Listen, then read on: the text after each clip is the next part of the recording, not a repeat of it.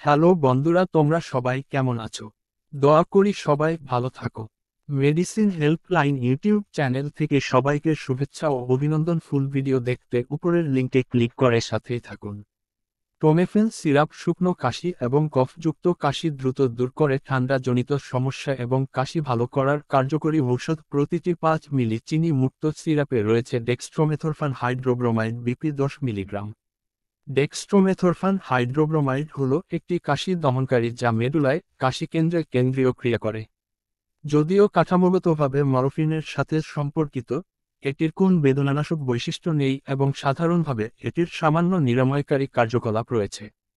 দীর্ঘ সময়ের জন্য বড় ডোজ প্রশাসনের পরে আসক্তি পরিলক্ষিত হয়নি। এটি ওল ট্র্যাক থেকে দ্রুত শোষিত হয় এবং মৌখিক প্রশাসনের 15 থেকে 30 মিনিটের মধ্যে এর প্রভাব প্রয়োগ করে।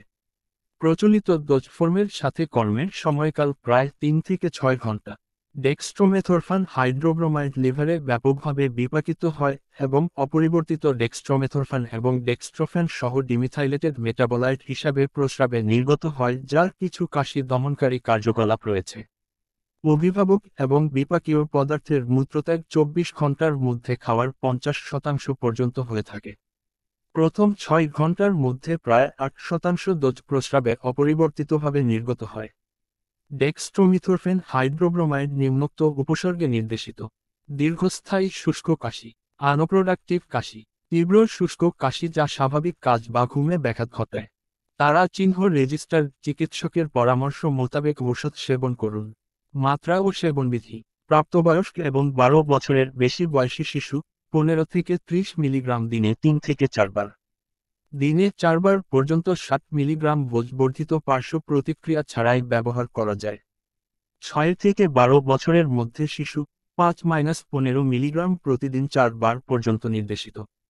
2 থেকে 6 বছরের মধ্যে শিশু 2.5-5 মিলিগ্রাম প্রতিদিন 4 বার পর্যন্ত নির্দেশিত। তারা চিহ্ন রেজিস্টার চিকিৎসকের পরামর্শ মোতাবেক ঔষধ সেবন করুন। পার্শ্ব প্রতিক্রিয়া: ডেক্সট্রোমিথরফেন হাইড্রোব্রোমাইডের প্রতিকূল প্রভাব বিরল, কিন্তু কখনো কখনো বমি বমি ভাব এবং মাথা ঘোরা হতে পারে। ইহা কোন ব্যথা বা আসক্তি এবং সামান্য বা কোন সিএনএস বিষণ্ণতা তৈরি করে না। অতিরিক্ত মাত্রার পরে উত্তেজনা, বিভ্রান্তি এবং শ্বাসযন্ত্রের বিষণ্ণতা ঘটতে পারে।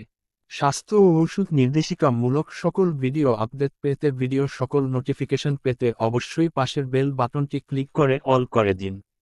আজকের বিষয় সমূহ বিস্তারিত দেখুন। আরও স্বাস্থ্য ও ওষুধ নির্দেশিকামূলক সকল ভিডিও বিস্তারিত দেখুন।